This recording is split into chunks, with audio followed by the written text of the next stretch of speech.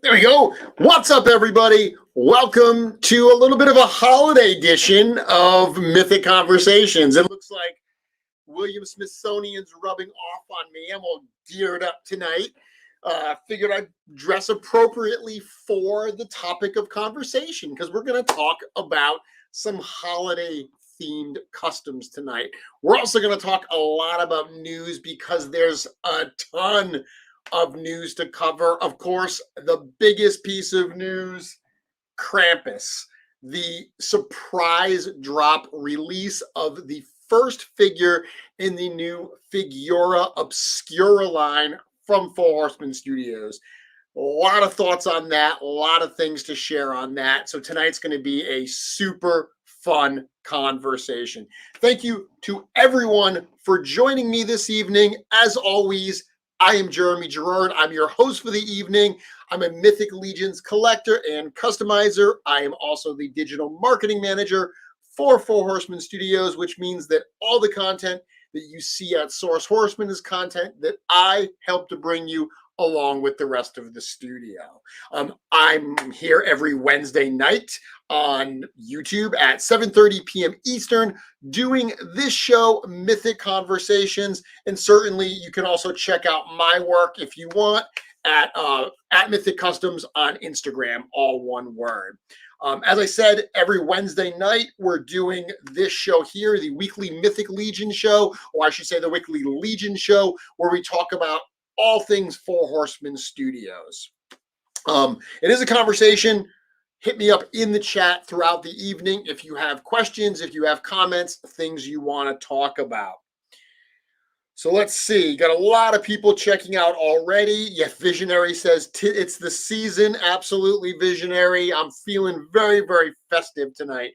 Curtis says the theme music makes me happy. You know, a show like this, I could have gone with like a big like metal track or something, but I wanted something that was a little more upbeat and bubbly, which is certainly my personality. So I figured that would be fun. Thank you, Dave, saying nice shirt. Yeah, it's got a sloth on it. Check that out. So it's got a big sloth on it. Totally critter appropriate, right? No, they're not PJs. It's kind of like, it's kind of a shirt. It's definitely not PJs. Okay, let's see. Yes, Michael, I am festive. Chris has some competition. Nah, man, did you see Chris's most recent costume where he dressed up like Krampus? I actually have a Krampus costume. Maybe I'll put that on. I actually almost put the Krampus costume on last year when we did the Team Wolf King holiday special, but it's so unwieldy to wear that I just couldn't imagine doing it. And yes, Eric, it is a sloth. All right, so let's talk about the news. The whole Figura Obscura, that drop is going to be something we talk about a lot tonight. It is the biggest piece. So rather than start with that, I'll cover some of the other news pieces first and then circle back around. We'll talk a lot about the Krampus drop. I've actually got one right here with me. So we'll talk about kind of my impressions of the figure and what what I like about it, which is everything. I'm not a biased opinion, okay? Just flat out say that. I'm not a biased opinion. If you're looking for someone that's going to give you really critical, biased opinion on Four Horsemen Studios, it's probably not me because I'm clearly an ultra fanboy. But we'll talk about this and the Figura Obscura line. We'll also talk about just the idea of using the holidays as a theme, as an inspiration for customs. I posted a fun one today that we're going to look at, and I got some other fun stuff here as well. Yes, Rick, I do have a Krampus costume, and I'm not wearing it because it is, like I said, absolutely unwieldy. I'm a huge fan of Krampus. I'll talk about that stuff in a few minutes. So as far as news goes, let's talk about some of the other stuff that has happened. Starting with the Mythic Legions Pax's Advent calendar, right? So we got a really cool new reveal this week. Last week we had talked about that we're going to be revealing, different pieces, different heads, and this week we got a new head for Zende. So let me bring this up right here. We can look at it. So this is the PAX's kind of advent calendar. You can see we've opened 2 of the doors so far. So Thrace was the one that was revealed last week, and then this week we get a new head for Zende. He's like the spell casting teacher type character that's part of the Convocation of Basilia. It's the same head sculpture as the standard head, but this one kind of has like the powered up eyes, and it's got the symbol that's painted on the head. Super, super cool. I had already imagined using that head as a monk type character, not Zende specifically, but when I think about customizing, I talked about using that head as a monk, and with that kind of imagery there, the way it looks with the eyes, I think it gives it even more of a monk-like look. I know a number of people have said that it looks like kind of Zodak from Masters of the Universe. I can totally see that. Curtis, we did not get robe photos of the wizards yet. We're still working on that, but I will tell you that when I was at the studio last weekend, I did inquire about them. It's basically like the Elf Legion Builder body underneath it, like in terms of the torso and stuff. The Arazak one is painted black. The Samir one is painted brown. They really do look like Legion Builders. Like when you think about like a Bronze Dwarf or the Silver Knight Legion Builder, where they're all pretty much one color, that's how they look under those bodies. So it is that elf type torso that's got kind of a little dial pad, for lack of a better term, that circular symbol on the chest. That is the body that's under both of those robes.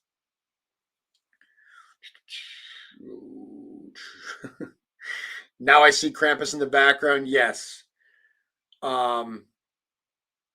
Star say, I thought Krampus was just a movie. Oh, no. Krampus is got a long history from Alpine folklore, the area of Bavaria, Munich, Germany, Austria, that area, Salzburg, Austria. I'll talk about that in a few minutes when I get to that, but it's so much more than just a kind of fun holiday horror movie. I love the movie too. So Zende, brand new head for Zende, adding some more value to that. So that's super, super cool. Let me check my notes here. I want to make sure I don't skip anything. If you're in the Philadelphia or Pennsylvania area this coming weekend, PAX. The PAX is, I believe it means Penny Arcade Expo. That is a big expo. They do it all over the country, a lot of different stops. It's very much focused on video games. PAX Unplugged is in Philadelphia this coming Friday, Saturday, Sunday. That version is actually more focused on like tabletop gaming, apparently. The cool thing is 4 Horsemen Studios will be at PAX. I will not be attending, unfortunately, but the studio will be there. Eric, Jim, Corn Boy will all be there, and they're going to have a bunch of cool stuff available for display and for sale. So if you're in the Philly area, this is the first time they've done the PAX show, so they don't really know what to expect. If you're in the area and you want to hang out, you want to go by the table, you want to buy some Legions, great opportunity to do so because they'd love to see some friendly faces. So having the Legionnaires come out and support them and show PAX Unplugged what 4 Horsemen Studios is all about would be super, super cool. One thing to be aware of that I was made aware of tonight is apparently PAX is requiring proof of vaccination. So not only are they, I would assume they're requiring masks as well. I actually didn't see that. But not only are they requiring, it doesn't even look like you can submit a negative COVID test. I know that some places that I went, like for instance, this summer I went to a couple concerts, and you could provide either proof of vaccination or a negative COVID test within 72 hours. It looks like PAX is requiring you to be vaccinated to attend. So if you are going to PAX, be aware of that. You can check it out on their website. Again, it's PAX Unplugged. So they will be there this weekend, all 3 days. Nate Strong saying Zende looks like Uncle Phil. Yes, I've heard that, and I can totally see it as well.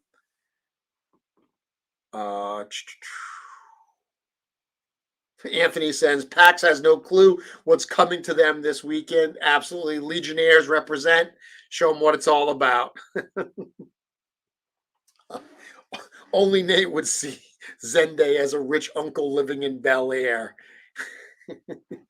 That's a fun comment. A little bit of a deep cut there for fans of the My Wife Is Going to Kill Me podcast. So that's a big piece of news. If you're in the area, check that out. I wrote notes so I literally wouldn't forget everything that's happening here. On the note, actually, I'll get to that in a minute. Guidelines, third-party guidelines. So if you saw Corn Boy's post in the Cabal, both the Mythic Legions and the Cosmic Legions Cabal today, and also if you saw the post on the website, Four Horsemen Studios released some guidelines for third-party creators. So these are not for just customizers, right? Keep that in mind. These are not people that are just doing customs for themselves. These are for third-party creators who are producing products to sell that are marketed as Mythic Legions add-on. They put out some guidelines specifically for that kind of community. And it was interesting because the reason they wanted to do that, and I had a hand in helping them with that and writing that up, the reason was because at Legions Con recently, a number of creators actually went up to Eric and asked for some guidelines. The reality is it's pretty amazing that Four Horsemen Studios supports the customizing community the way that they do. I mean, look, they work with me, and I got my start in this community doing these customs. If you look at sourcehorseman.com, we've showcased a number of different customizers and parts creators on sourcehorseman.com. Legions Con, that is obviously their big event, their flagship event, that place was filled with customizers and custom creators. So clearly the studio is incredibly supportive and appreciative of all of the people that are creating add-on parts to help fans further enjoy this line. At the show, a number of honestly prominent creators specifically said, hey, we've seen some stuff out there that kind of concerns us a little bit, and we are afraid that someone's going to do something stupid that's going to ruin this type of relationship, this mutual sense of respect between the studio and the creators. So they asked for those guidelines, which is something the studio had never thought of putting that out, because honestly, they don't see it as being a big problem. There's not a lot of people out there that are breaking the guidelines, that are really doing things that they disagree with. But because those creators asked, and because this community is growing, right? The people that are in the community now might be playing nicely, but there's going to be new people coming into this market. New people come in every single day to make sure that everyone understands what's cool and what's not cool. They thought those guidelines made a lot of sense. I did see some questions out there around the guidelines, specifically around one specific one, because a lot of them were super basic, right? A lot of them were like, look, don't produce secondary versions of our characters. Don't produce a head and market it as Otho 2.0. That's theirs. Don't use their product names. Don't call things, by the Legion of Erethyr or Circle of Paxes. Any of those names, even Mythos, those are their copyrighted names. Those are their intellectual property. Don't use those. by and large, everyone already kind of gets that, so that's not a problem. The one that a lot of people had questions is that they added something about, in addition to obviously respecting their intellectual property, they actually suggested you might want to respect other people's intellectual property as well. And this caused a little bit of confusion. So let me just explain something. No one's going to police this. They're not, the horsemen aren't going out there looking to say, oh, that's too close to this other character. That, I mean, not a studio character, right? A character that has nothing to do with the studio that someone else owns the intellectual property for. They're not looking to police that. They're making a suggestion. These are called guidelines. Okay. The reality is everyone needs to do what they feel is correct, what they feel is appropriate. Um, as creators who have built characters and created a world of their own, they don't want people just blatantly stealing their stuff. So they are suggesting that this community is super cool and super respectful, and they haven't done that. So it helps to do that for others as well. There's certainly a fine line. There's certainly some gray area there. They even suggested that, doing interpretations of characters where you put a spin on it and you make it uniquely your own, that's a tribute. That's generally not a big problem. Creating a character that you are doing to be exactly that character, it's a very, very straightforward rendition. That might be a little more problematic. So at the end of the day, to answer that question, no one's going to police this. No one's going to come down on you and say, oh, that character looks, I'm looking at my shelf, Magneto. Oh, that head looks too much like Magneto. You can't sell that. The studio's not going to say that. They're making a suggestion that just like you respect their IP, it makes sense to respect others as well. At the end of the day, everyone's going to do what they feel is morally right. So just wanted to clear that up a little bit. Again, if you look at the guidelines, the vast majority of the creators out there are already following those things, and the requests are pretty straightforward anyway. I don't see there being a lot of blowback on that, but certainly anyone that is viewing this or sees that and has any questions, you can certainly reach out to the studio if you have specific questions about those guidelines. At the end of the day, it's all about continuing to have fun, to do things that help the line grow and accentuate the line and do not actually take away from the line or cause confusion in the market. Fair enough. Let's see. I'm looking at some of the comments here.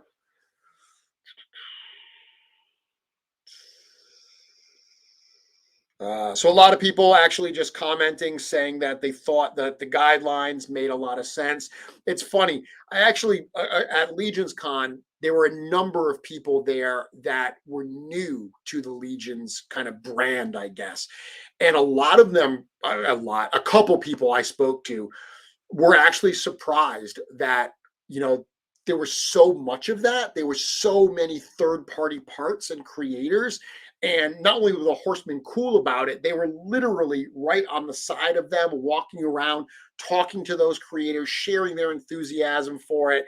I had someone say they've never seen a community in a toy company like that. And that's a big part of what the guidelines are about, is making sure that that reciprocal, mutual respect continues. And like I said, it was really done to answer some specific people who are asking for it because they want to play by the rules. They're like, look, we want this to continue. It's been a wonderful journey. We want to continue on the journey. So let us know what is cool and what we should avoid so we can continue to be on the right side of this. Awesome. Eric saying 4 Horsemen are like the Grateful Dead of toy makers, supporting fan use of their art. Absolutely. As long as it doesn't infringe or take away, they absolutely love it. Let's see.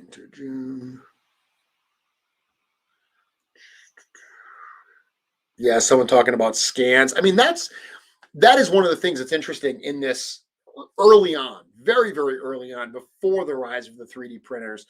It was more about like casting, like making a mold of something and casting it in resin. And we did see a handful of people casting Mythic Legions heads. And very early on, the studio was very firm in saying, look, that's not cool. Please don't cast our stuff and resell it. That takes away from us. And the community since then has been absolutely diligent about policing that, which is interesting because if you go to a lot of other toy communities, not only is that not discouraged, it's encouraged. Like people are actively looking for, casts of actual product so they can buy the inexpensive casts versus trying to hunt down the actual product. Anytime a potential cast shows up, like in the Cabal, it's like the hawks just descending on that to squash that and make sure it does not happen.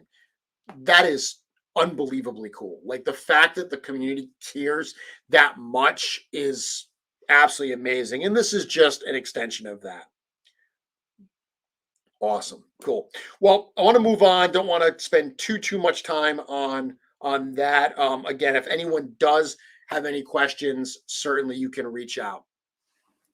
So let's talk a little bit about the topic at hand. Let's talk about the holidays and these holiday themed characters.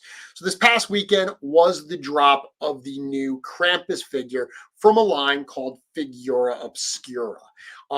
There was a great show earlier this week, Legions Lounge, with Trevor Williams, Nate Strong, and Dorklair, Bill Drewnowski. I have to think about his name. I have to spell it out in my head.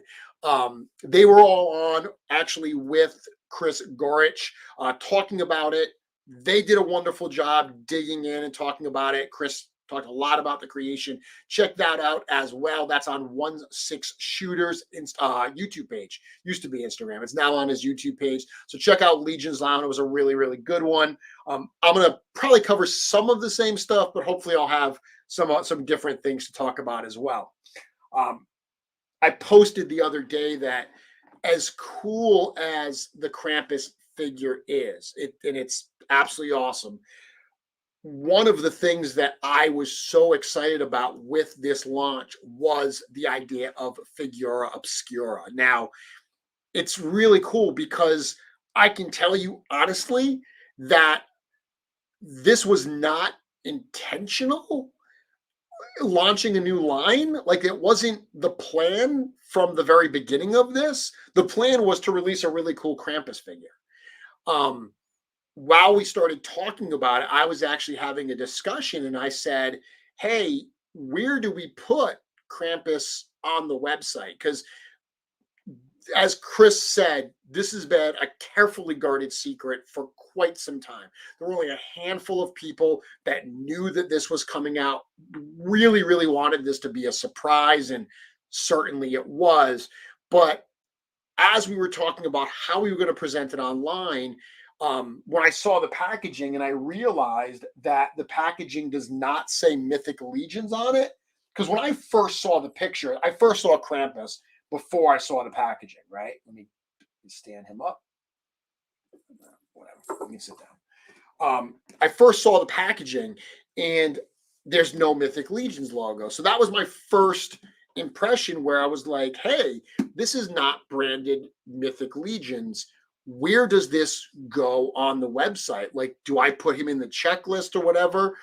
And the fact that it's its own thing, first of all, I thought that was really, really cool because it means that it's not part of the Mythic Legions world. If someone doesn't want it for whatever reason, it's not like their collection is incomplete if they care about that. But as we were talking about it, we talked at first, we were just going to have a link up top. If you go to Four Horsemen, the Source Horseman website, at the top, it's got Mythic Legions, Cosmic Legions, and we were going to have one that says other projects. And it was just going to kind of be a catch-all, right? But as we started talking through it, the idea of other projects, that wasn't a real sexy name. So the idea was thrown about for different names. And Cornboy actually suggested Figura Obscura. And it just kind of started to take on a life of its own. And I loved the fact that as a fan, I was sitting back and I was like, dude, this is so cool.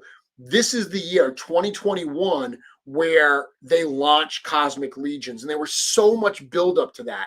We've been hearing about Cosmic Legions for years, And finally, this year we get to see it. So we've got Mythic Legions and Cosmic Legions. And the fact that they kind of just very quietly launched a third line, Figura Obscura, I think is super, super cool. Now, it's very different than the Legions lines. You are not going to see waves of characters in this. You're not going to see, releases that come out, every other month or whatever. This is a cool line because it's a catch-all, but it's got no rules. It's something that when they just have an idea of something that they think would be a fun, cool project to work on, a cool toy to have in your collection, even if it doesn't fit one of the other two lines, Mythic or Cosmic, it can absolutely go in this line. And I will point out, while this line started with a very holiday themed character, it doesn't have to be holiday themed type stuff. This is a line that is very, very wide open. I've heard some of the ideas for future releases, and all I can say is, oh my God, it is going to be absolutely amazing. You won't know when they come out. You won't know when they're going to drop, because that's part of the surprise. That's part of the fun of the line. Certainly, if you missed it, you may say, well, that's not super fun.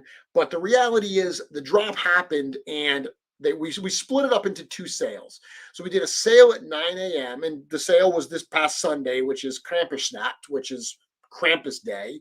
And I'll talk about that in a moment. But we did a two-tiered sale where 9 a.m., some of them went on sale, and then 8 p.m. at night, more went on sale. The first sale, they were up for about 3 hours before what was allocated sold out. The night one was a little bit faster because people caught wind of it, and some of the people who bought during the day may have wanted a couple extras at night, and that was allowed. So the night one, that still lasted an hour and a half, actually about an hour and 45 minutes. So all in, it was about 5 hours worth of time to be able to get a Krampus. Certainly not a giant window, but when you compare it to like an in-stock sale that sells out in 90 seconds, I think that was a pretty good window. A lot of people certainly got access to the figure. And it's super cool. I'll talk about it in a few minutes. Let's see what some of the comments are here.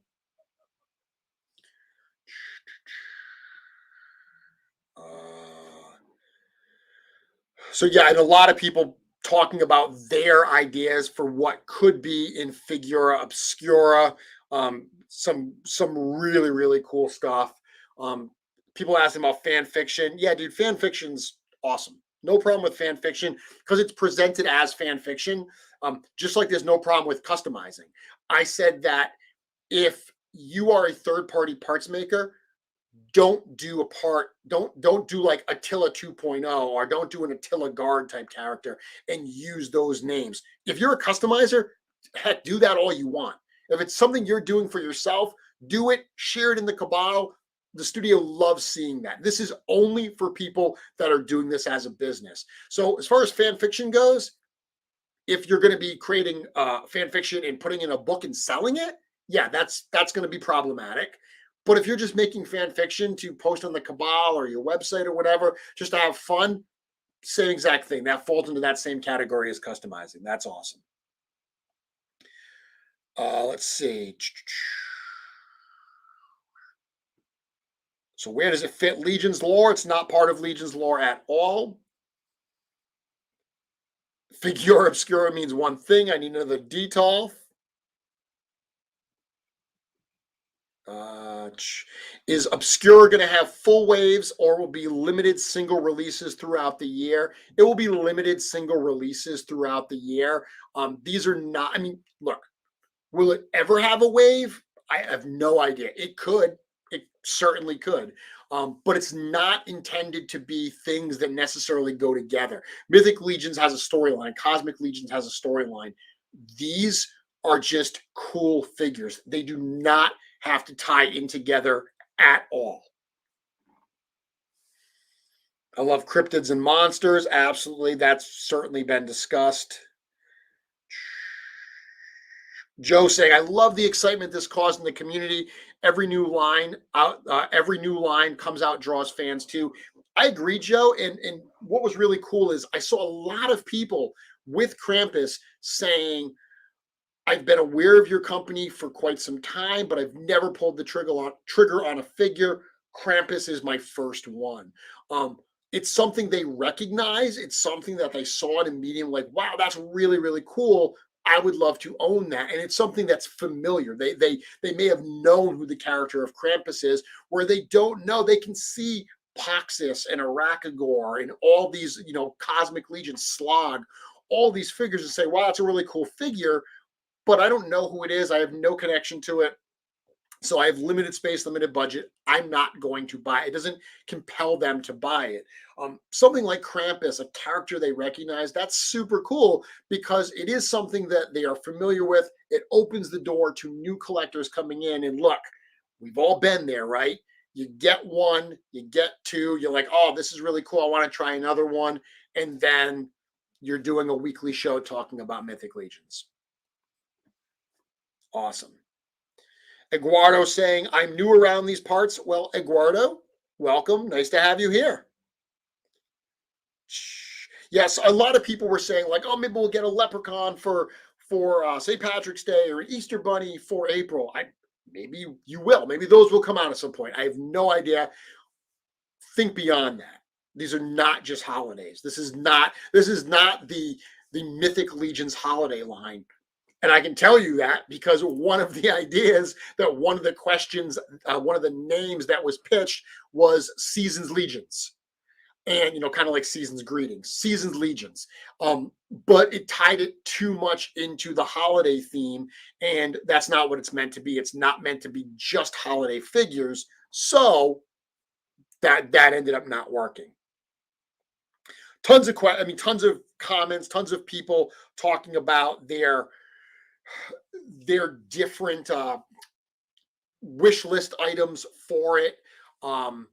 Yes, what is Figura Obscura? It just dropped without any explanation. Like I said, it was really focused on this Krampus figure. So this is the box, by the way. Love the box. It comes shrink wrapped. When you actually get it, this top piece is just magneted on. So it's kind of a box. It's similar to the Sir Gerard box, if you've gotten those yet.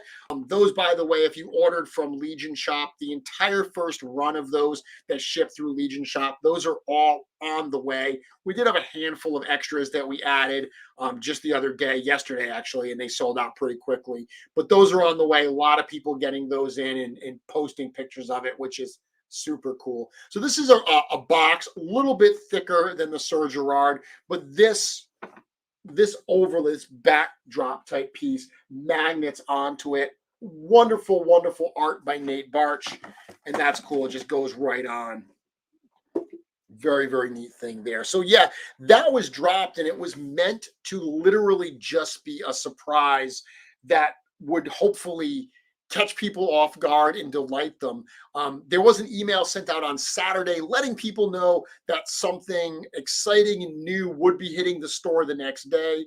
A number of people have thought it was going to be the standard edition Sir Gerard. Other people thought it was going to be an in-stock sale. But the message literally said something we've never done before. So it was cool. There were some people that thought it was a holiday drop. A lot of people thought that the email was written to make it sound almost like it was going to be Santa Claus. So a lot of people were wondering if it was going to be that. But I don't think anyone expected that it was going to be a Krampus figure. I did actually see one person, Melissa Somerville, caught the date of December 5th and was like, hey, that's Krampus Day. I wonder if it's Krampus. And of course, we didn't reply to her because she was spot on. She caught it. So the figure itself is absolutely such a cool figure. So for those that may not know, on the Four Horsemen website, there's the new page Figura Obscura that's actually got some background on Krampus. Obviously a very demonic looking character. A lot of people call him the Christmas demon, but the reality is he's not necessarily an evil character. So I got fascinated by this character of Krampus, which he's kind of a bit of a phenomena here in the United States more recently. Someone earlier mentioned that there's a Krampus movie. There absolutely is. Michael Dougherty, um, he did the movie Trick or Treat. If you've ever seen that Halloween anthology type movie, he did a movie called Krampus. It's kind of a like Christmas horror comedy type thing. It's very much in the spirit of like Gremlins, for instance, that kind of like manic comedy horror type movie. That's what Krampus is like. Super fun movie. I watch it every single year. That introduced the character to a lot of people here in the United States. The reality is, this is a character that has a long-standing tradition. I mentioned earlier in the Bavarian region in the Alps, Munich, Germany, Salzburg, Austria. I actually went to Munich, Germany in December of 2019, shortly before the pandemic. That was my last big trip before the pandemic. And I went to Munich in December for the Christmas markets. Beautiful area. Absolutely cannot wait to go back. But I also wanted to go to kind of find Krampus, because this character, that is where he is from. They do like a Krampus run there, where it's almost like a parade where people are dressed in these incredibly crazy looking beast-like costumes, elaborate costumes that they hand make and actually pass down as like family heirlooms through the generations. Fascinating traditions. Back then in Germany, he wasn't necessarily an evil character. He was actually one of St. Nicholas's helpers. So while St. Nicholas would go and reward the good boys and girls, he didn't want to get his hands dirty. So Krampus would be in charge of that. He carries traditionally these birch sticks, which he would use to whip the children. He's also got this kind of sack on his back. In some stories, he actually uses that to shove children in them, to punish them. There are others that even say that he puts them in there to bring them down to hell. So definitely creepy type stuff, but he wasn't meant to be anti-Christmas. A lot of people here in the United States who are looking for some kind of counterculture programming, some anti-Christmas type stuff, they've kind of latched onto Krampus as an anti-Santa Claus. The reality is, he's not an anti-Santa. He's traditionally one of Santa's helpers. So I always thought that was kind of cool, because I'm a super big fan of Christmas in general. Figure itself, I love the look of it. It's got a black 1.0 body, really similar to Torian the Black Minotaur. Similar kind of color and sheen to all that. In the past, Torian comes with the bright blue armor, lower legs and lower arms. I've actually swapped on black pieces from a barbarian builder onto Torian before to make more of a shadow Minotaur, and that look is exactly what we're seeing here, where we've got almost this darkish, blackish gunmetal type armor. Those are all pieces we have seen before. The new pieces we see here, obviously the accessories, those switches, the sack on his back, which that comes loose, and there's a kind of like this rope type piece that you can, wrap through it and tie it on. That's what I did here. These little bells are new. So the Krampus runs in Germany, a lot of the characters, they have these big, they usually use cowbells, giant cowbells. So bells are certainly one of the design characteristics of Krampus. The new big pieces, obviously, the tail, the head, and the fur piece there. And it is two separate pieces, similar to what you see with like the Minotaur with the shoulder piece, or the cats with the shoulder piece. You've got the head, and then you've got the separate part here, the separate fur collar type piece that makes that two-part section.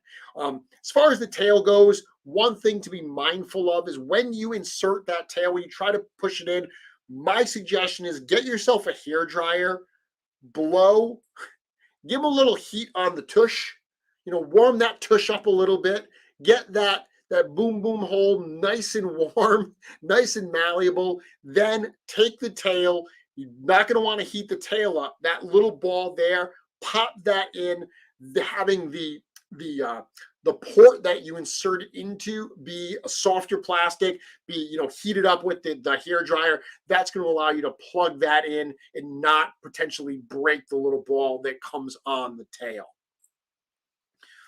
So very, very cool. I know a lot of people are asking, is Krampus going to be offered again? Nothing has been announced, but certainly it's a super cool figure. I would be surprised if this is the last time we have seen Krampus. So no official announcements yet, but certainly they have heard the calls for Krampus to be offered again. And they posted on the Instagram, while this special edition is now sold out online, you never know when we might see him again, albeit perhaps in a different form. So super cool. One of the nice things too about the Krampus figure being the surprise is it's an in-stock item. So I love Four Horsemen Studios. I love the fact that we do the pre-order model because it's so stress-free, right?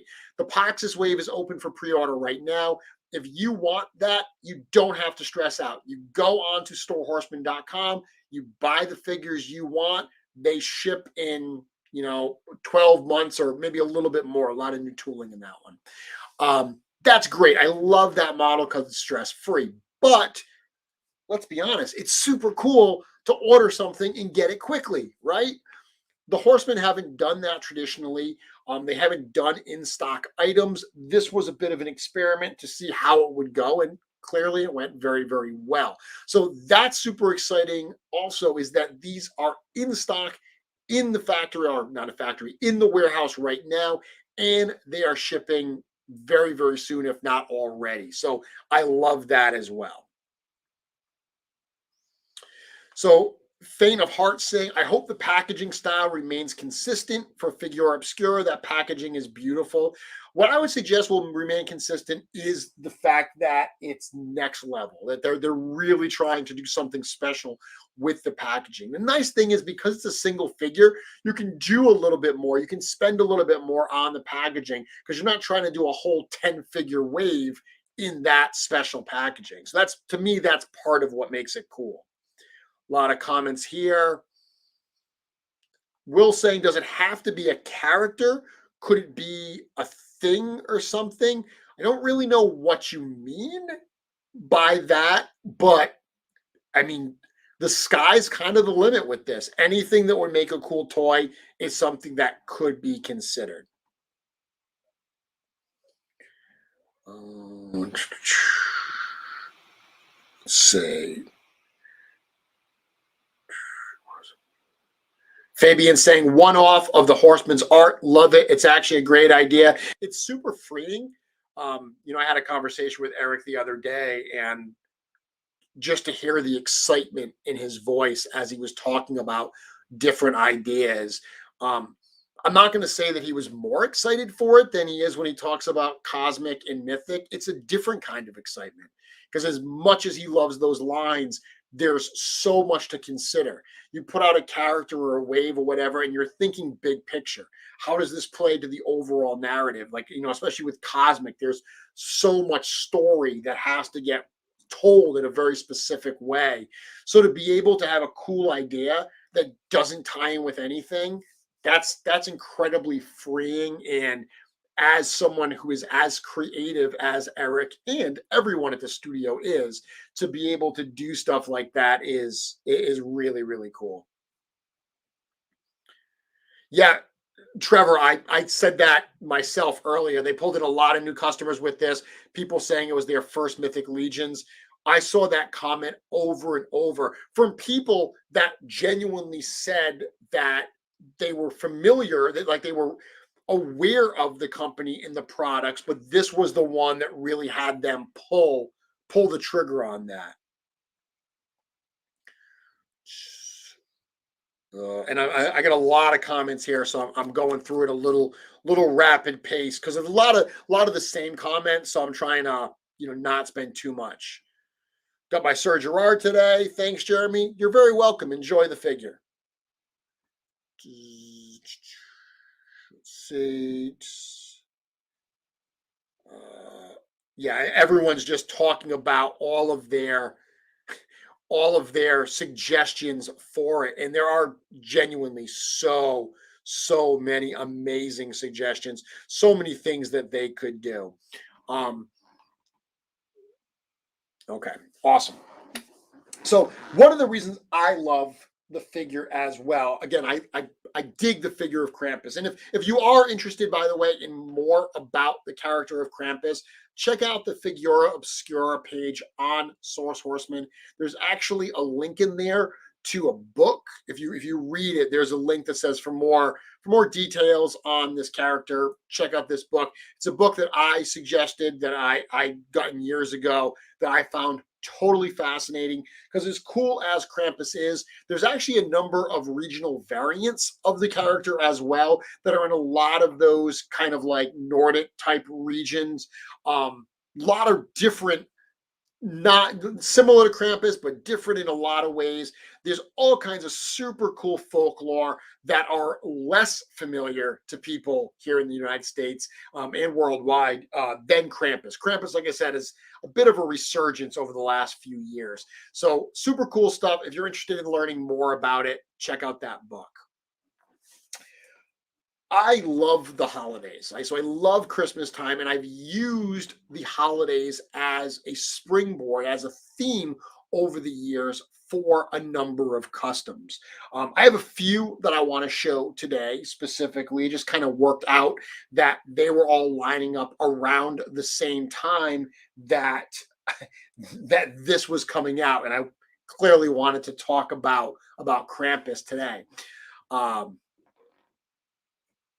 I think the number of usable characters from folklore is finite.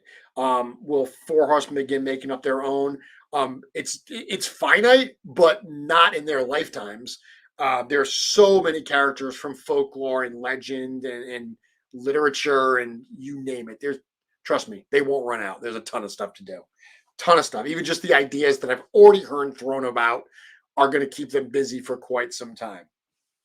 But again, back to the conversation. So characters from the holidays, it's something that I've done a number of times. And as a customizer, if you're looking for some fun things to do, I would suggest that using the holidays is one thing that you can do. Holiday characters is one thing that you can do to create some different kind of customs. I'll show you a few examples of some that I've done, but I actually have some new ones on the table here that we'll look at as well.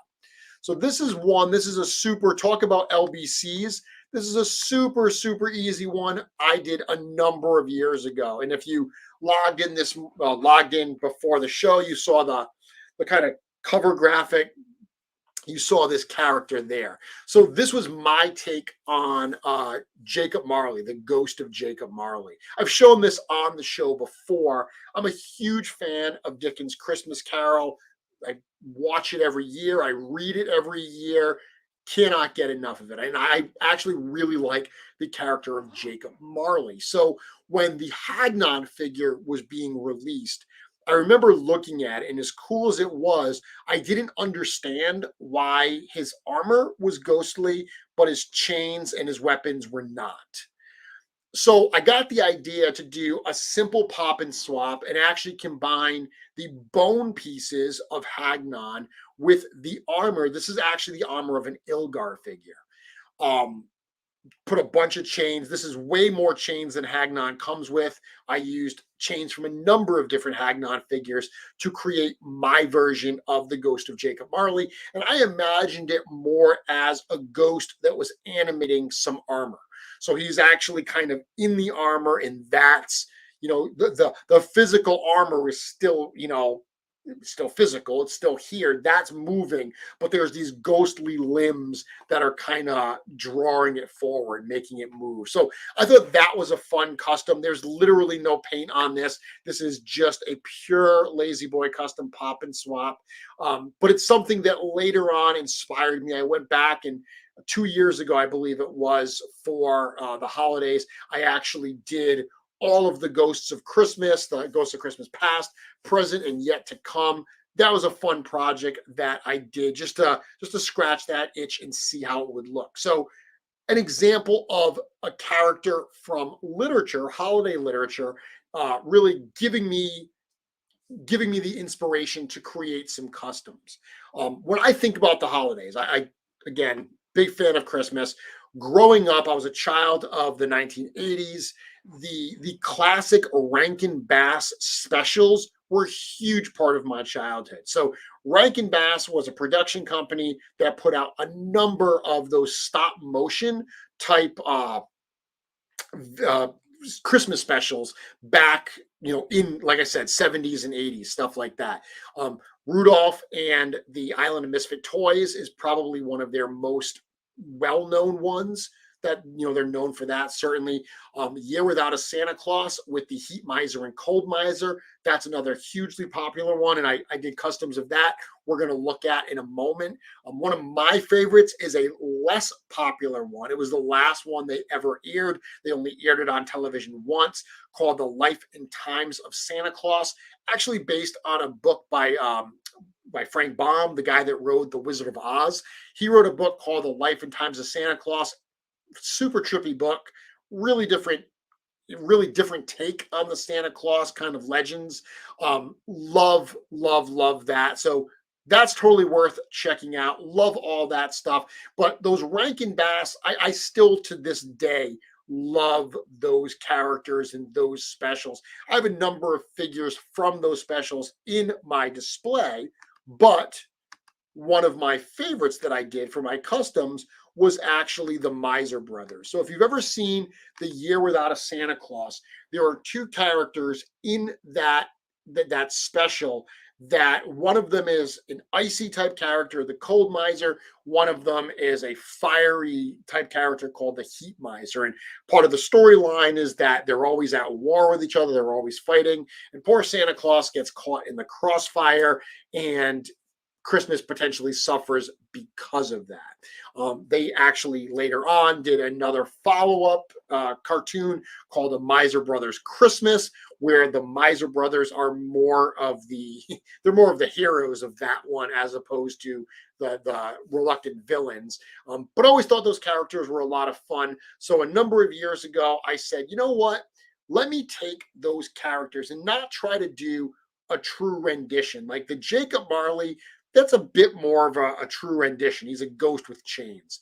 But I said, if I was going to make like an icy type character and a lava type character for Mythic Legions, what would they look like? So I did the Heat Miser, who in the show is a bit of a more portly type character. He's got a long beard, and actually he doesn't have a beard. He's got a long kind of jaw that almost looks like a beard, fiery type hair. I thought he would be fun as a lava dwarf.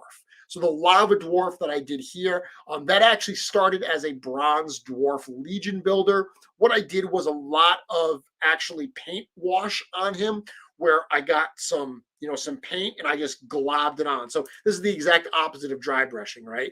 Dry brushing, you take the brush, you dry it off on a paper towel, and you just put a little bit on very, very carefully, and it actually gets a lot of the raised areas, okay?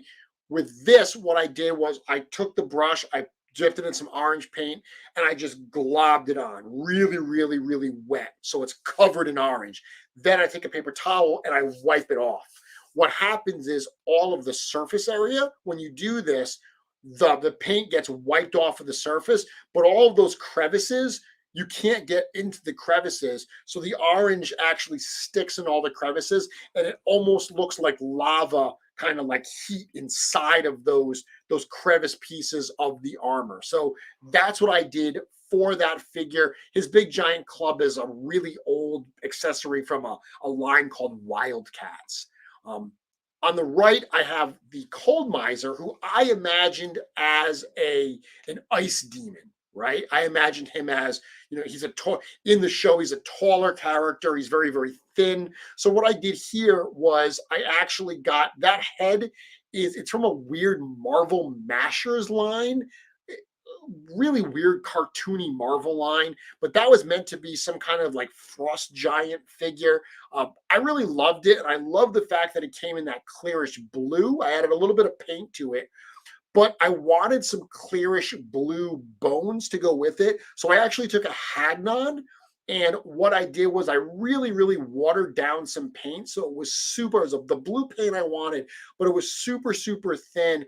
And I brushed this on very, very lightly. And what it did was it gave me almost a blue tint. It was almost as if I was dyeing it. That's kind of what it looked like, but it gave it a little bit of a blue tint over the clear, but the clear, it still has a clear sense to it because it's not super, super thick on there. It was so watery that it changed the color, but still allowed for some transparency. So it gives me that effect of like ice, which is what I was going for. So fun little characters here. These are ones that I enjoy doing. And again, it shows you just an example of how you can take inspiration from all different aspects of the holidays to create some of these characters. All of these figures, by the way, if you are interested in seeing them, these actually are, I have not updated my website in quite some time, but these are older customs. They are all on my website, www.mythiccustoms.com, if you want to see better pictures of them. Curtis, you know what? I don't really care for Scrooged. I've tried. I love Christmas Carol. I love Bill Murray. I've tried to like Scrooged, and I just, for whatever reason, doesn't resonate with me. Going back, Winter Warlock. Yep, absolutely love that. The Meisterburger, love that. Those are great. St. Jeremy, those are awesome. Mad TV did a Rankin Bass parody of Rudolph. I'll have to check that out. Super cool. Okay, let me see what else I got to show here. Here's one. So I was talking earlier that there's some regional variants, different kind of characters that aren't Krampus, but would fall under that same category of these very regionalized folklore type traditions. This is one that, and I'm going to draw a blank right now because I'm on live TV where this is from. This is a character, and I have a hard time pronouncing it. I pronounce it Mary Lwyd. I don't know if that's how it's pronounced. It's Marilwyd, and I want to say it's from Finland. I'm not positive. If anyone who's watching knows of this character, you can correct me in there, but I believe it's from Finland. But it's something that Dutch. Greg is saying that it's Dutch. Okay. So I actually got introduced to this legend or this character as I was doing research on Krampus. In my understanding, I don't know as much about this character as I do about Krampus, so bear with me if I don't get all the details correct.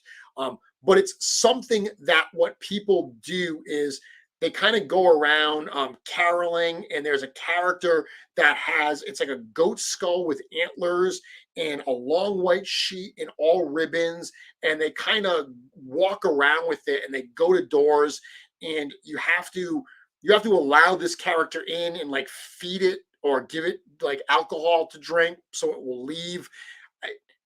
It just sounds awesome. Like everything about it, I was like, goat skull, it's kind of a ghost. It's got all these crazy ribbons and stuff, and you feed it alcohol. That I'm in, and it's at Christmas time. I'm totally in. So when I saw this character, I looked up a bunch of different versions of it, and on the left-hand side, you can see a piece of art that I found that I thought was a really cool depiction. So Greg is saying basically it's a singing battle against the homeowner. Whoever loses. Yeah, that's right. There's a singing where like you sing and they sing back. It's a weird tradition that I absolutely just thought sounded cool. It's basically trick-or-treating for adults during Christmas. And I think it has alcohol in it. Yeah. Very cool. So the custom on the left, on the right, that was my version kind of that I tried to recreate something similar to what we see here. And again, I did my take on it. I used some skeleton bones. That head, that's actually long. If I was doing this now, I would probably just use my Wendigo head from Legion Shop that I worked on. This was long before that was created. So this is a head from a DC character, a DC, I think it's called Scallots. that Four Horsemen Studios actually sculpted and Mattel put out. I cut off the horns and I put on some of the horns from a Mythic Legions, the Mythic Legions antlers. I did use the lower blue armor from Torian because I thought that thematically that worked well. And all those white robes that you see flowing there, those are from a Toy Biz Lord of the Rings Twilight Ring Wraith. So that was another fun character. If you really start looking into some of these weird traditions, there's a ton of custom inspiration fodder there as well. Very cool. So I'm going to show you a couple things. So today I posted a fun little surprise drop that really seemed to touch a nerve. A lot of people really, really liked this.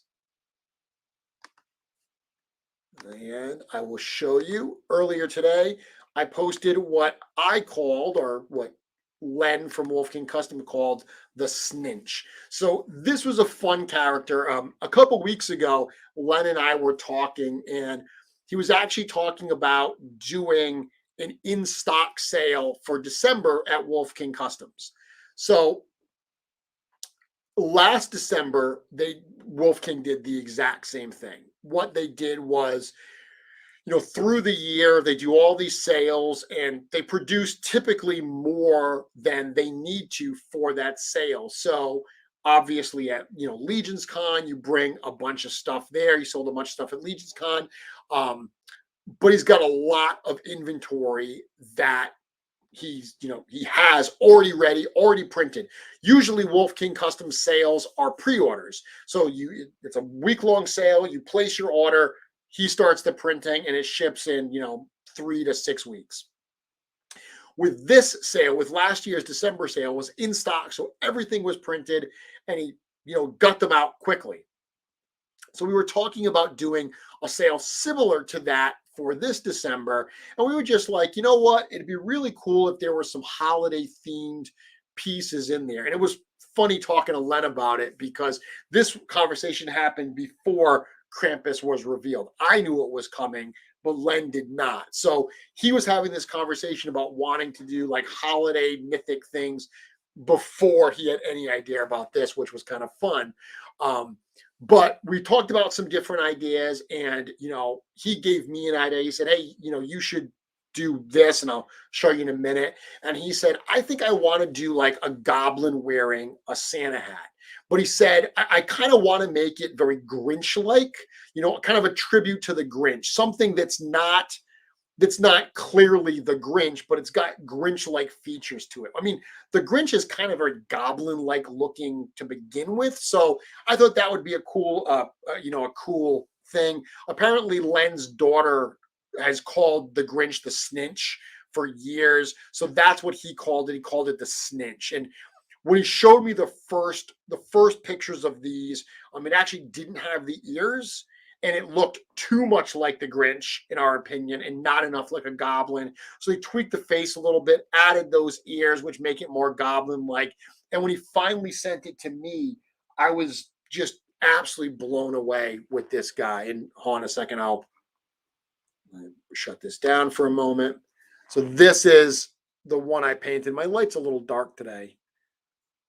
And this was a super fun thing. I just got this the other day, and I wanted to paint it up quickly because this particular piece will be one of the items that's for sale this coming Saturday at Wolf King Customs in their in-stock sale. So it's going to be this Saturday. That's December 11th, starting at 3 p.m. It's going to be all items that are in stock. So unlike a pre-order, it will absolutely ship very, very quickly, so you can get these in time for the holidays, as well as if you want to stock up on anything else. So for this particular figure, what I did was I painted the head, which is a wonderful paint job. Len, designed this along with Giancarlo. I forget his last name, but Gian Art is his Instagram. Super talented artist, does a lot of Len's work. He did a great job. This thing paints wonderfully. So I got the figure, and I actually just put it on a Goblin Legion builder. The hands and feet are from a Bryophytus, And I actually had those hands and feet left over from making my forest flare. So when I took, if you remember a few episodes ago, I talked about that crazy kind of forest, monster, big tentacles, big vine tentacles creature that we did. That came with custom hands and feet. So I had the Bryophytus hands and feet, and I love how goblins look with the big 1.0 hands and feet. So I did that here. For these the body, I just painted up with some reds and greens. For the actual photos, these accessories are all just things I had in my collection. The candy canes came from a Nightmare Before Christmas figure. The present is also from Nightmare Before Christmas. The string of Christmas lights are actually from an old Palisades Santa Claus, Chef is Santa Claus figure. The reality is, even if you don't have any of those, if you look around your house at your Christmas decorations, if you look at the store at Christmas decorations, you can probably find a ton of little pieces that you could display with your holiday themed characters. There's no shortage of, holiday decorations out there. Again, you might be able to find some in your actual house. I'll show another shot of the Snitch from the side. This is a super fun one to paint. And like I said, people really, really dug this. We got a bunch of requests for the head without the hat. And certainly that is something after the holidays that Len will explore, actually pulling that hat off. Because I do think while this character, you see it and it clearly reads as the Grinch, you can picture that. It's unique enough that I think it would fit in with the recently revealed third-party guidelines. This is a tribute to the Grinch without it absolutely being nothing but the Grinch. It's got some differences to it. It's got that goblin look. You take that hat off, and I think this would be a really cool, mischievous-looking goblin as well. Let's see. People saying definite buy, love it. Krampus looks like he's the little dog that pulls the Grinch's sled. Yeah, it's Max, and he's not taking it anymore. Different hat, and it could be a leprechaun. Ooh, Christo, I like that idea. That's super, super cool. Now I want some roast beast. Love that. Corpse Bride. Yeah, I love Corpse Bride. Where's Cindy Lou? Awesome. Halloween time Snitch. So that was a really fun one. I had a blast absolutely painting that. And the custom that started this conversation is actually based on my mice. So recently we were talking about the mice kits. We were talking about Christmas. Would his head work on a Mephitor body? Yeah. I mean, I literally put it on a Goblin Legion builder, and Mephitor is the same base as a Goblin Legion builder. So it would work just as well. So when he was talking with me, he said, you know what? You should put a Santa hat on your mice. And I love doing the mice kits. I thought that would be fun. So I haven't shared this yet. I'm showing it here for the first time. But this is a character. I call this my Chris Mouse. Get it? Christmas? Chris Mouse? So this is a fun one that I did. I just built this up today as well. This is the other new head that will be available from Wolf King this coming Saturday. The Snitch will be available, and this head. They're the only new parts that will be sold. This will be sold as is, as well as the kits. So the kits, it comes with the little hands and the little feet. I've talked about the mice quite a bit about how I built that kit, how that works. There's a whole video here about how to use that, but this is the same thing. Little fun mouse character. Take this off. So I just took another Goblin Legion builder and I just painted it to be a little Santa mouse. Little fun character. Makes me happy, and it looks great with the rest of my mouse characters. So a little holiday chair there. Again, getting inspired. Oh, I did have people ask me as well about the Snitch, how that looks on the Bryophytus body, because the Bryophytus body has almost that Grinch-like look to it. And I'll show you. I actually have a better picture of that.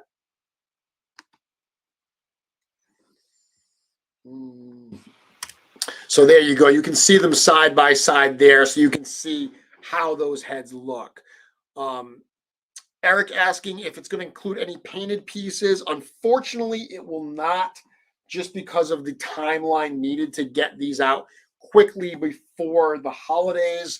There just isn't time to get them painted before the holidays. So unfortunately, this time around, at least, they will be unpainted only. Fabian saying, look great. Love the mouse. Thank you very much. We need the leather type mouse hands. Curtis, the leather type feet are in this sale, but the hands, I actually didn't do the leather type hands without the armor. Those aren't done yet, so those are on the way. So those are coming. But the actual leather type feet that don't have the armor, those are the feet that actually were used with this one. So those will be available. Awesome. So those are just some customs I wanted to show tonight. Again, just wanted to talk about the holidays, talk about the inspiration for the holidays. And these are just some examples of the ones I've done over the years. There's a lot of others, from folklore, from Christmas specials, from any kind of tradition, anything that inspires you. I mean, even just characters, Santa Claus and the reindeers. And there's so much about the holidays that I love, that inspire me. This truly is the most wonderful time of the year. My heart is light. I'm happy, and I'm thrilled to be here with everyone, even if we're sitting here looking at a crazy Krampus holiday demon like this. Such a cool figure. And it's such a cool figure that it clearly uses the Mythic parts. It's very much fits in with Mythic, but is also its own thing.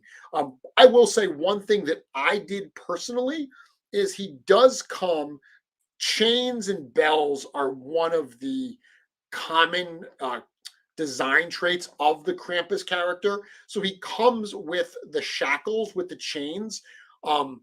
Obviously, it's two shackles with chains connecting them. I actually broke mine intentionally. So I snapped my chains right in the middle so I could have these two chains that hang down instead of having them connected. I just liked the way that looked a little bit better. So that was my design. That was my display choice. So I wanted to do that. Looks cool either way. Keep them connected. Certainly, if you have an extra Hagnon lying around or some extra chains, you could even give Krampus more chains if you wanted to do that as well. A lot of times they're actually depicted covered in chains, dragging bells and chains behind them. So that would be a fun way to further accessorize the character.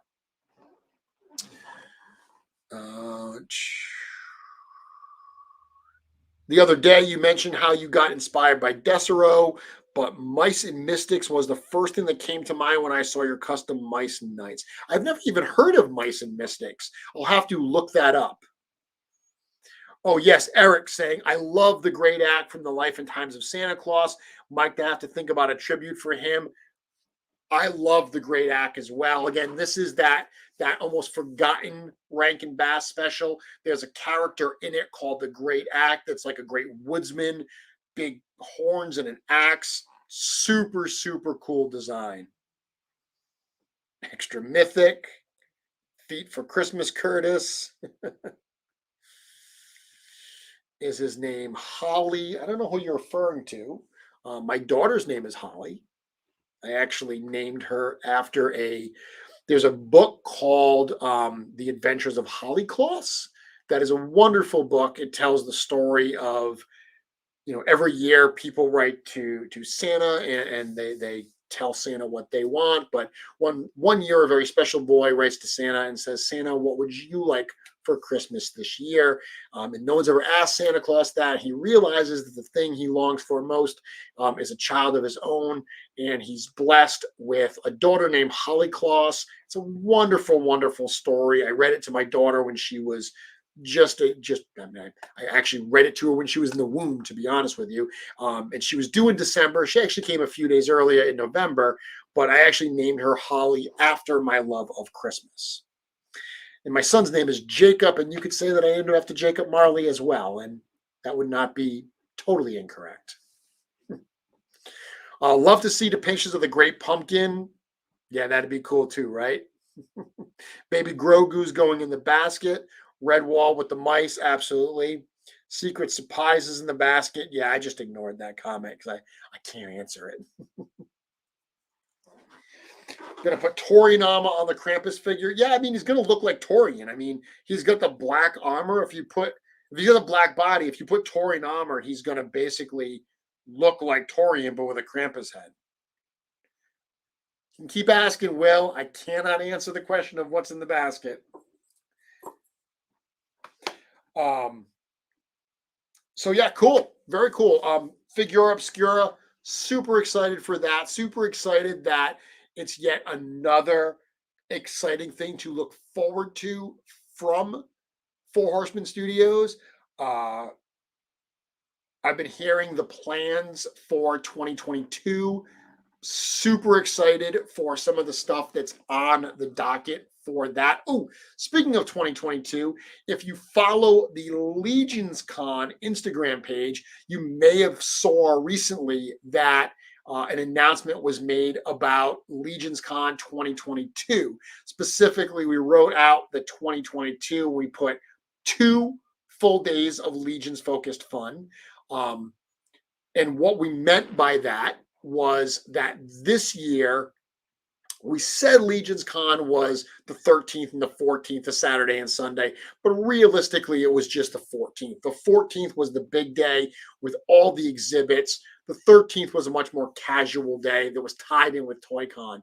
I can tell you that Legions Con 2022, it's not going to be going on alongside ToyCon. It's going to be totally its own thing. 2 full days of content. And when I say content, it's going to be more than just the exhibits. We have a lot of stuff that we are planning that's going to make you want to stick around for those 2 full days. 2022. So 2 full days of content, 0 other events that bring together this many Mythic Legions fans and creators. 2 exclusive figure releases available at this event. That's right. 2, I shouldn't say, 2 show versions are going to be available. So this year we got Sir Gerard, and there's the show edition and there's the regular edition. At Legions Con 2022, we're doubling up, double the fun. That is going to be amazing. And then the last one was too exciting not to miss. So if you went to Legions Con 2021, I heard many of you say there's no way I am missing next year. Thank you. It's super exciting to hear. I've heard a lot of people saying, I cannot wait. I have to go to 2022. You absolutely do. The details should be coming soon. At the very least, we want to get a save the date out to everybody so they know what to expect. But look for more information about Legions Con 2022 to drop very, very soon. Of course, I will be talking about it on my show, but also if you are not following the Legions Con Instagram page, that's a great thing to do to get the latest news as well. Awesome. So I'm going to check some questions here. I know you had multiple ideas, but was Figura Obscura planned out in advance, or was it not until the success of Kramit that gave it legs? There was ideas to do figures that were not in the Mythic Legions or Cosmic Legions lines. The fact that they would all be under one loose umbrella, that wasn't decided until we realized that if we were going to put it on the website, we had to put it under something. We had to call it something. So that's where the name Figura Obscura, which means secret figure, surprise figure, that's where that came from. And the reaction to it and the enthusiasm for it, I will tell you, has given it extra life. Like, it's something that the last week has been amazing. Seeing the community support for it, seeing the enthusiasm for the idea as a whole. I mean, there's no surprise here. The love of the community, the excitement of the community feeds the studio. They absolutely, see that. It gets them pumped. It makes them want to do cool stuff, cooler stuff. So yes, this was planned in advance, but actually bringing it under this umbrella is something that is a product of necessity and community enthusiasm.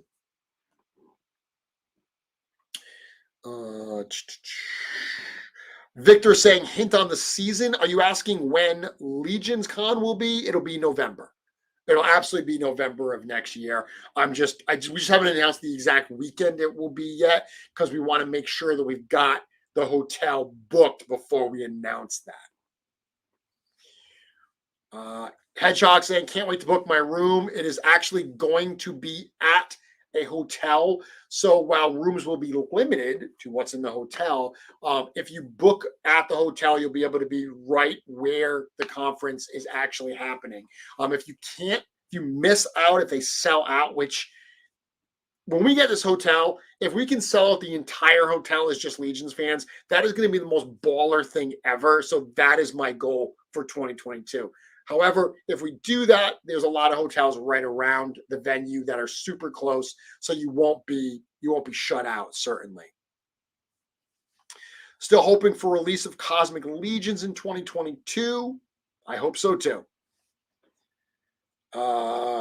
We as a community love boxes with magnets. I do too. Just something just so satisfying about. Yeah, there's something so satisfying about that, right? Love that. 22 is going to be amazing. I agree. Next project will not disappoint, says Joe Vasapola. Oh, I should point that out as well. And you know what? Oh, I don't have the photo with me. Give me 1 second. Everyone, amuse yourselves.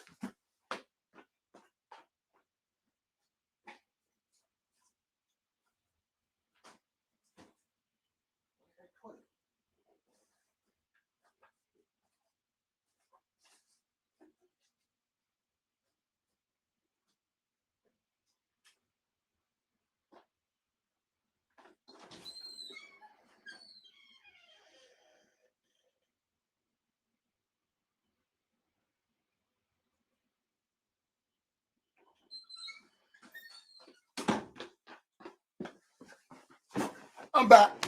Okay, awesome. All right, so Joe just reminded me of something that I wanted to mention. This is an amazing community of fans, right? And that was made super evident to me this past Saturday. My good friend Anthony Houseel, the Toy Forge, celebrated his 40th birthday, and his amazing wife decided that she wanted to do something special for his birthday. So what she did was she reached out to a number of his friends, people that he knows through the Mythic Legions community, people that he wouldn't have met otherwise. These aren't childhood friends. These are people that he met through something like this. And she booked him tickets at a place called Medieval Times. Medieval Times it's in New Jersey. It's actually about 15 minutes from the studio. It's a really fun place where you go and you get to have dinner and a show. So you get there and you eat your food, and they do jousting and nightly type stuff. It's super, super on point, topical with Mythic Legions. So it was a surprise for Anthony. He knew that he was going with one of his friends, and he did not know that we were going to meet him there. And there was a group of us that met Anthony actually at Medieval Times. And I have this photo of the group. Anthony's there in the middle. We've got, Cookie on the end, Patrick Boyle, Joe Vasapolo, myself, just a number of the people, Leland, Stephen from Detour Customs, just a number of the people that went to this thing. And I look at this photo and I'm just like, this is so cool. These are people that Anthony never would have met, and I never would have met if it wasn't for the Legions community. I had a wonderful night. I mean, not only did we get to surprise Anthony, and that was super fun, but just to be able to hang out with these people and have an amazing night. it really just reinforced again. There's so many times that the amazing nature of this community is made evident to me. But the fact that we just got to go out and do that was super, super cool. So, Anthony, happy birthday one more time. Thank you very much for your friendship and for having me at your birthday party. We had an absolute blast. Once again, there is nothing like this community. Awesome. Dan, Anthony is tall or Jeremy short? It's a little bit of both. I'm not a very tall person. So yeah, maybe a little bit of both there. Have I made any agua customs? Nope, I have not. That's an awesome idea, though. Savage G saying it's going to be like 20 minutes away from the old place. We haven't announced where the new place is yet, but you're right. It is about 20 minutes from the old place. It's all right in the same area. Collector-friendly packaging. I wonder if they will make mounts or vehicles for Cosmic Legions. Yeah, I'll have to see. I mean, that line's obviously early in its development. Took a little while to get mounts for Mythic, but who knows? Line continues to sell strong. Things like that become much, much more possible. Stefan says, huzzah! Yep, awesome to see him there. Oh, by the way, Detour Customs, if you know Stefan's work, absolutely amazing, just incredibly crazy weapons. We dropped a number of his new pieces on Legion Shop this week, including an incredibly cool, we call it the Kraken Hammer and shield set. Super, super cool. We got a couple of them painted by Stefan as well. Check it out, legionshop.com. Let's see. Eric saying, I want Jeremy to show up to my birthday party. Yeah, it was pretty cool because we walked up to the front of the building and he was in line and we all had our masks on because you had to wear masks to go into the building. You could take them off once you were eating, of course. But he couldn't really see me. I had my hood up and everything, and my face was covered. And at first he looked at me, and I don't think he knew who it was because he didn't realize that I would come all the way from Rhode Island, Maine, all the way down to New Jersey for this. So I don't think he was expecting me of all people to be there. So when he saw me, it was pretty cool. I got a big giant hug from the Toy Forge. Awesome. Can we rent Jeremy for all our festivities? Well, Nate, you got the big bucks. You can fly me out. You want me to come to your birthday party? I will make myself available. You fly me out, put me up in one of your many rooms, assign a personal valet to me, and I'm sure we can make that happen. Death by Mexico saying, will four horsemen be attending the next ToyCon? So the next ToyCon date has not been announced yet, nor has their participation. But I can tell you they love ToyCon. It's right in their backyard, so I would be amazed if they are not there. Certainly the next event they are doing is going to be PAX Unplugged this coming weekend. Come to Colorado. My birthday is in February. Oh, awesome. So we're coming up right on the time now. I got a few more minutes. Yes, Orlando does have medieval times. I guess New Jersey and Orlando have them both. PowerCon is in Ohio. Yes, they just made that announcement. Looks like they're expanding that and doing something a little different with that. Interesting to see more about what they're going to do with PowerCon. Curtis saying a Figura Obscura subscription that you paid a monthly fee to and they shipped when ready would be awesome.